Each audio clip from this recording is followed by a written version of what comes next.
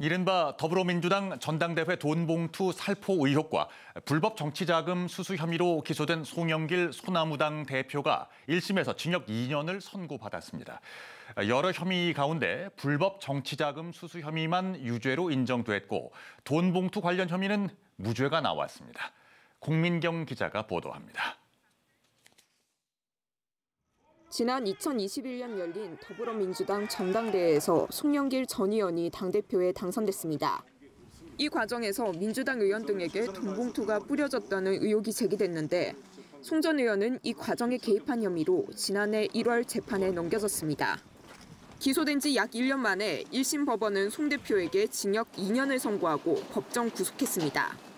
재판부는 우선 송 대표가 당대표 당선을 위해 6천여만 원이 든 돈봉투를 의원 등에게 살포하는 과정에 개입했다는 혐의에 대해선 모두 무죄로 판단했습니다. 돈봉투 의혹 수사의 발단이 된 이정근 전 민주당 사무부총장의 휴대전화 녹음 파일과 이를 토대로 이뤄진 증언과 진술의 증거 능력이 인정되지 않았기 때문입니다. 하지만 송 대표가 정치활동 지원 외곽 조직을 통해 기업인 7명으로부터 후원금 명목으로 불법 정치자금 7억 6천여만 원을 받은 혐의는 유죄로 인정했습니다. 앞서 검찰은 송 대표에게 징역 9년과 벌금 1억 원을 선고해달라고 재판부에 요청했습니다. 돈봉투 의혹과 관련해 윤관석 전 의원은 지난해 대법원에서 징역 2년이 확정됐고 허종식 의원과 이성만, 임종선 전 의원도 1심에서 징역형의 집행유예를 선고받았습니다. 검찰은 돈봉투를 받은 것으로 의심되는 또 다른 야당 현역 의원 6명이 소환 조사에 계속 불응하고 있어 별도 조사 없이 이들을 기소하는 방안도 검토하고 있습니다. KBS 뉴스 공민경입니다. 지난달 시민단체의 반대에도 동대구역 광장에 박정희 동상을 세웠던 대구시가 이번엔 동상을 과하게 보호하려는 게 아닌가 하는 논란을 사고 있습니다. 공무원들을 동원해서 불침번을 세우는가 하면 감시 초소를 세우는 방안까지 검토하고 있다는데요. 문다혜 기자가 전해드립니다. 어둠이 내려앉은 동대구역 광장.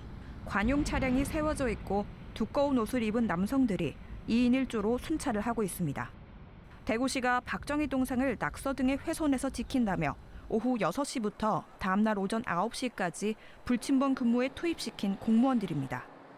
지난달 23일 동상 제막과 동시에 야간 근무를 시작한 대구시는 시민단체 등의 반대에도 불구하고 동상 방호를 이달 말까지로 더 연장했습니다. 예산을 들여서 만든 공공시설물이기 때문에 방호를 하는 것은 굉장히 당연한 책무라고. CCTV도 추가로 설치했습니다. 박정희 동상이 설치된 동대구역 광장입니다. 대구시는 이곳 곳곳에 동상을 지키기 위한 감시용 CCTV 4대까지 설치했습니다.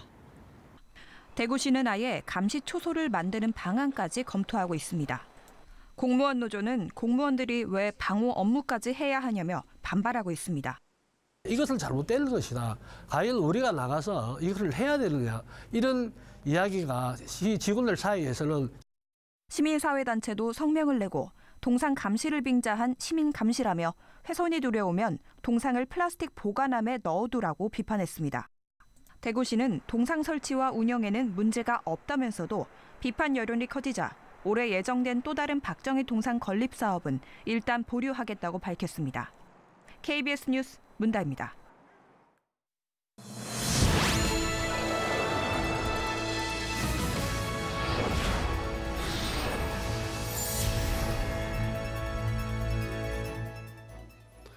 여러분 안녕하십니까? 대전, 세종, 충남 7시 뉴스 오늘은 날씨 소식으로 시작합니다. 충남 지역 곳곳에 대설주의보가 내려진 가운데 서해안을 중심으로 시간당 1에서 3cm의 강한 눈이 내렸다 그치길 반복하고 있습니다. 모레까지 최대 20cm 넘게 더 내릴 것으로 예보됐는데요. 내일 아침에는 기온이 영하 10도 안팎까지 떨어지면서 한파도 절정에 이를 전망입니다. 첫 소식 성룡희 기자입니다. 쉴 새 없이 내리는 한방눈에 주민들이 넉가래를 들고 거리로 나섰습니다.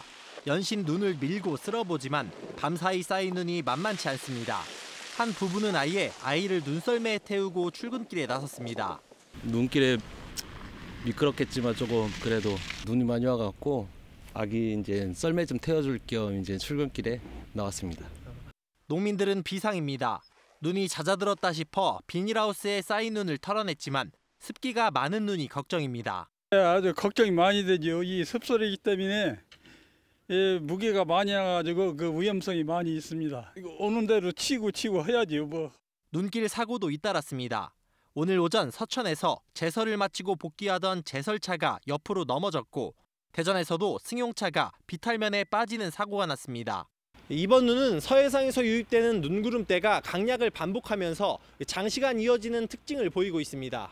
충남 서해안과 남부권을 중심으로 대설특보가 이어지는 가운데 서천 춘장대에는 한때 11cm 넘는 눈이 쌓였습니다. 충남 내륙은 내일까지 5에서 15cm, 남부 서해안은 모레까지 최대 20cm 넘는 눈이 더 내릴 전망입니다. 한파도 절정에 달하겠습니다. 내일 아침 최저 기온은 영하 12도에서 영하 8도, 낮 최고 기온은 영하 6도에서 영하 4도로 종일 영하권에 머물겠습니다. 바람도 강하게 불면서 체감온도는 3도에서 5도가량 더 낮게 내려가고 매우 추운 날씨가 주말까지 이어지겠습니다. 기상청은 밤사이 내린 눈에 한파가 더해져 내일 아침 빙판길이 예상된다며 각별한 주의를 당부했습니다. KBS 뉴스 성룡입니다. 이처럼 추위의 기세가 점점 거세지는 상황에서 농촌에서는 아궁이 불씨로 인한 주택 화재가 잇따르고 있습니다. 어르신들이 연료비 부담을 줄이려고 아궁이를 쓰고 있는 건데 초기 대응이 늦다 보니 각별한 주의가 필요합니다. 김예은 기자입니다. 주택 전체가 온통 까맣게 변했습니다. 마당에는 타다 남은 가구와 가전제품이 나뒹굽니다. 어젯밤 9시 10분쯤 아산의 한 농촌마을 단독주택에서 불이 났습니다. 잘 나가보니까 불이 환하네. 그래서 창문으로 내다보니까 막 야단 났어. 이거 우리 마당까지 불장차가 와서 야단 났었어. 불이 난 집입니다. 아궁이 옆에 나무 땔감과 살림살이들도 완전히 검게 타버렸습니다.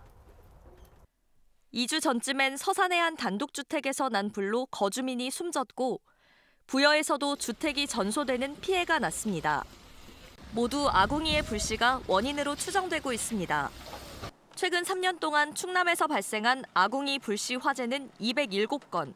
이로 인해 4명이 목숨을 잃고 10명이 다쳤습니다. 주로 고령의 어르신들이 연료비 부담에 아궁이를 쓰는 비율이 높고 화재 초기에 빠르게 대응하기 어렵다 보니 불길이 일면 걷잡을 수 없는 상황입니다. 약간의 바람이 불어도 다시 불씨가 살아나서 주변으로 비산돼 가지고 번지는 사례가 아주 많습니다. 화구문을 설치한다든지 소화기를 비춰놓는다고. 화재 예방을 위해선 아궁이 주변에 땔감처럼 불에 타기 쉬운 물건을 두지 말고 아궁이에 물을 뿌려 불씨를 완전히 제거할 필요가 있습니다. KBS 뉴스 김예은입니다.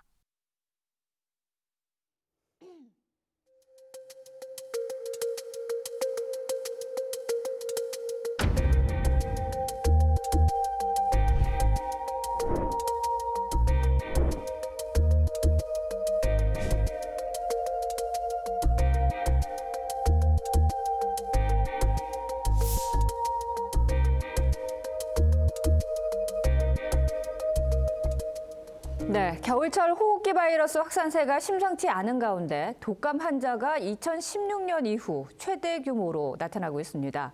추운 날씨에 실내 활동이 늘면서 확산세가 지속될 것으로 예상되는데요. 이와 관련해서 대전시 의사회 서지원 감염병 대책위원과 이야기 나눠보겠습니다. 자, 위원님, 독감 유행세가 심상치가 않습니다. 이 2016년 이래 최대 규모의 유행세를 보이면서 질병관리청이 독감주의보까지 발령한 상황인데 현재 확산세가 어떻길래 독감주의보까지 발령을 한 상태일까요? 질병관리본부에서 이제 매주 그 환자들을 집계해가지고 통계를 내는데요. 네.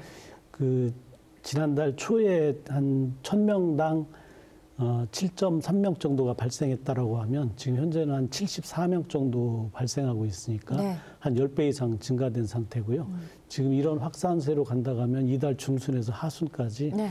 최대 피크를 찍을 것으로 예상하고 있습니다. 그렇게 되면 2016년도에 인구 1,000명당 86명 정도 발생한 네. 걸로 봐서 지금 그 수치에 육박하거나 또 넘어설 가능성도 있어서 대유행이 예견되고 있습니다. 그러니까 작년 12월 초라고 하셨으면 이제 한 달 사이에 그렇죠, 거의 10배 이상의 1000명당 인구 1000명당 이 독감 의심 환자가 늘고 있다라고 볼 수가 있을 텐데 그렇다면 이렇게 빠르게 확산되는 이유가 무엇일까요? 크게 이제 세 가지를 말씀드릴 수 있는데요. 첫째는 겨울철이 되면서 실내 활동이 많아지니까 그 환기가 잘 안 되는 상황에서 그 실내 오염이 많이 되는 경우들이 있고요. 네. 또 하나는 그 코로나19가 해제되면서 사람들이 마스크를 쓰는 경우들이 많이 줄어들었습니다. 그래서 주변에 호흡기 질환자들이 주변에 전파를 많이 시키는 것이 있고 또 하나는 지난 가을철에 10월 달부터 그 전 국민 예방접종을 시작했는데 그 전에보다 좀 많이 느슨해지면서 접종률이 떨어지기 때문에 항체 형성이 잘 안 돼서 유행이 많이 되고 있는 것 같습니다. 네, 이 세 가지의 요인이 합쳐지면서 갑자기 폭발적으로 환자들이 많이 늘고 있다라는 말씀이신 것 같은데 이 독감 증상을 보니까요. 39도 이상의 고열, 오한, 호흡기 증상 외에도 걷지 못한다 이런 비전형적인 증상을 보이는 환자도 있다고 전해드렸습니다. 실제로 저희 가족 중에서도 독감에 걸려서 이렇게 걷지 못하는 경우가 있어서 좀 제가 놀라기도 했었는데 현재 유행하고 있는 이 인플루엔자 바이러스가 가진 특징이라면 뭐가 있을까요? 일반 감기가 들렸으면 저희가 보통 이제 몸이 좀 으실으실하고 뭐 감기가 오는가 보다라고 느끼지만 독감이 걸리게 되면 환자가 처음에 느끼는 증상, 이거 뭔가 심각한데 하는 증상이 있습니다. 대표적인 게 이제 근육통이 아주 심하고요. 발열이 한 38.5도 이상으로 많이 증가되겠고, 그래서 환자가 뭐 도저히 나 아무것도 못하겠구나, 이거 죽을 것 같아라고 하는 느낌이 벌써 오기 시작해서 그런 증상들이 있으면 바로 병원에서 치료를 시작하시는 게 좋고요. 그다음에 또 소아들이나 이제 고령자들에서는 비특이적인 증상들이 있거든요. 어린이들 같은 경우는 설사나 또는 복통, 부역, 구토 같은 위장관 증상을 주로 호소하는 경우들도 있고 연세가 드신 많으신 분들에서는 갑자기 치매처럼 환자가 자기 기억력을 못 찾는다든가 아니면 다른 이상한 행동을 한다든가 해서 무슨 풍이 왔다든지 뭐 뇌졸중이 온 게 아닐까라고 생각하는 그런 비특이적 증상들을 나타내는 경우들도 있습니다. 그러니까 우리가 일반적으로 아는 이 감기 같은 경우에는 뭐 인후통이라든지 기침이라든지 콧물이라든지 이런 가벼운 증상이 있는데 독감 같은 경우에는 그 외적인 다른 특이한 증상이 보인다는 말씀이신 거죠? 호흡기 증상 이외에 다른 증상들을 먼저 호소해서 오시는 경우들이 있는데 그런 분들이 이제 가끔 열나서 뒤져보면 독감이 원인인 경우들은 많고요. 그래서 지금 요즘에 이제 오는 환자분들을 보면 초반에는 열이 많이 나서 오니까 독감이라니 하고 처음 시작했는데 요즘엔 열이 없는데도 환자가 뭐 나 너무 힘들어요 해서 이제 검사해보면 독감인 경우들이 대부분 많습니다. 그렇군요. 자, 인플루엔자와 더불어서 코로나19 그리고 RSV 그리고 노로바이러스까지 요즘 함께 유행을 하면서 일각에서는 이렇게 여러 개의 감염병이 동시에 유행하는 멀티데믹에 대한 우려의 목소리가 나오고 있는데 어떻게 저희가 좀 긴장을 해야 되는 상황입니까? 예, 지금 백일에도 많이 유행하고 있고요. 그다음에 중국에서부터 좀 전 세계적으로 퍼지고 있는 휴먼 메타니모 바이러스 감염도 증가되고 있고 그다음에 RS 바이러스, 세포 융합 바이러스도 지금 증가되고 있어서 각 질환들이 증가되는데 특히 이번 겨울에는 이제 코로나19랑 같이 합쳐서 그 독감에 의한 멀티데믹 그 감염이 증가될 양상이 의심되고 있습니다.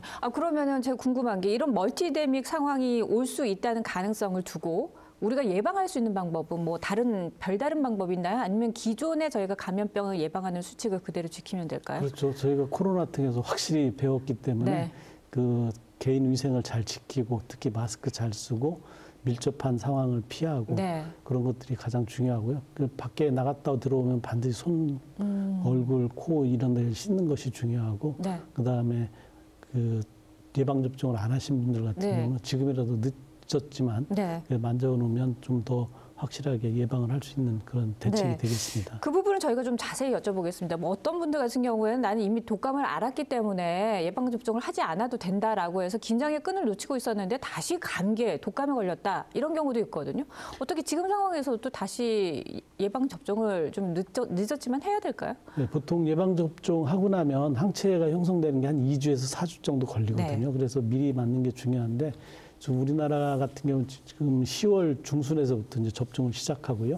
그렇게 하면 4가 백신을 놓거든요. 그러면 A형 백신 2가지하고 그다음에 B형 백신 2가지가 같이 섞여 있는데 지금 돌고 있는 것이 H1N1 신종플루 타입하고 H3N2 두 가지가 유행하고 있는데 지금 WHO에서 올해 겨울에 유행할 것이 이것이라고 예측을 해서 백신이 그쪽 바이러스들이 포함되어 있습니다. 네. 그래서 지금이라도 늦었지만 맞으면 이번 겨울을 내년 4월까지는 네. 예방할 수 있지 않을까 싶고요. 그다음에 지금 A형이 지나고 나면 또 봄철에는 B형이 또 유행할 가능성이 높거든요. 그래서 그 2가지를 예방한다라고 하면 지금이라도 늦어도 맞는 것이 좋다라고 생각됩니다. 네, 알겠습니다. 오늘 도움 말씀 감사합니다. 네.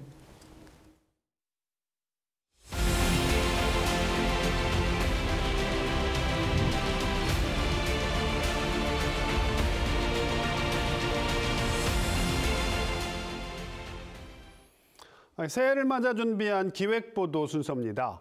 학령 인구 감소로 점점 입지가 좁아지고 있는 지역 대학들에게 올해가 큰 전환점이 될 거란 전망이 나오고 있습니다. 이런 분위기 속에 충남대와 공주대가 통합을 추진하고 있고 올해부터는 자치단체가 대학 재정 지원 사업에 나서면서 어떤 변화가 생길지 주목됩니다. 이현경 기자가 취재했습니다. 지난달 양해각서를 체결하고 초광역 통합에 팔을 걷어붙인 충남대와 공주대. 두 학교는 이를 바탕으로 올해 5년간 1,000억 원을 지원받는 정부의 글로컬 사업에 도전합니다. 이미 전국에 20곳이 지정됐고 이번 기회마저 놓친다면 국립대의 위상이나 존립에도 타격이 불가피합니다. 통합의 가장 큰 산인 내부 의견 수렴에 무엇보다 공을 들이는 이유입니다. 저희들이 의견 수렴을 절차를 한번 거쳐서 구성원들은 어떻게 생각하시는지, 구성원이 가지고 있는 좋은 의견 무엇인지를 알아볼 예정입니다. 올해부턴 지방자치단체가 교육부로부터 대학 재정 지원 사업의 권한 일부를 위임 또는 이양받아 행사하게 됩니다. 대전시가 교육부에서 임시로 배정받은 예산은 500억 원 규모. 이미 지원 사업 공모와 평가 등을 전담할 기관이 지정되는 등 본격 시행을 위한 준비를 마쳤습니다. 대학과 자치단체가 지방 소멸 위기에 대응하고 동반 성장을 꾀하는 게 목표입니다. 라이즈 체계가 정착되면 지역 수요 기반 인재 양성과 그들이 우리 지역에서 취업 및 창업을 통해서 지역에 정주하는 선순환 구조가 이루어질 것으로 기대하고 있습니다. 두 사업 모두 윤석열 정부의 대표적인 고등교육 재정 지원 사업으로 탄핵 정국 속에 추진 동력이 계속될 수 있을지는 미지수지만 지역 대학으로선 생존을 위해 필사적으로 매달려야 하는 동아줄이 되고 있습니다. KBS 뉴스 이연경입니다. 성차별이나 편견을 없애는 데 앞장서야 할 공공기관 홍보물에 차별적인 표현들이 넘쳐나는 것으로 나타났습니다. 공공홍보물은 단순한 게시물이 아니라 시민들의 인식과 태도, 행동에도 큰 영향을 미치는 만큼 개선이 필요해 보입니다. 조정아 기자가 자세히 짚어봤습니다. 대전형 통합돌봄을 홍보하는 포스터. 아이와 노인을 돌보는 주체는 모두 여성으로 그려져 있는 반면 복지 사각지대 발굴 안내문에는 정책 결정자가 남성으로만 묘사했습니다. 대전의 한 자치구 홍보 영상에는 직원의 직책 앞에 업무와는 관련 없는 미녀라는 수식어가 붙었습니다. 대전세종연구원이 9곳에 이르는 대전시 산하 공공기관 홍보물에서 발견한 성차별적인 요소는 모두 304건. 가장 많은 건 성별 대표성 불균형으로 절반이 넘는 201건에 달했습니다. 여성의 이미지를 강조하기 위해서 어떤 것들을 차용하고 있는지까지 포함해서 보고 있습니다. 누구나 조건 없이 참여할 수 있다는 자치구 공고문에는 비장애인이나 젊은 남녀만 등장하는 사파가 그려졌고 가족사진 공모에는 부모와 아이 2명이 자리를 채우고 있는 4인 가족의 모습만 담는 등 가족에 대한 편견이 담긴 것도 20건이나 발견됐습니다.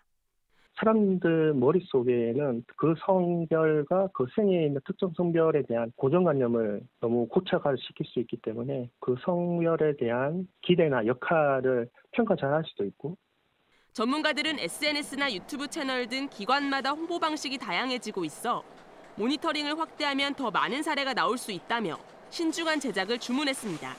KBS 뉴스 조정아입니다. 다음은 KBS의 이웃돕기 성금을 보내주신 분들입니다. 김승우 순천향대학교 총장과 교직원 일동 1,000만 원, 천안의료원 임직원 일동 846만 4천 원을 보내주셨습니다. KBS는 이웃돕기 성금을 접수하고 있습니다. 모금 기간은 이달 말까지입니다. 성금을 보내주신 분들께 감사드립니다.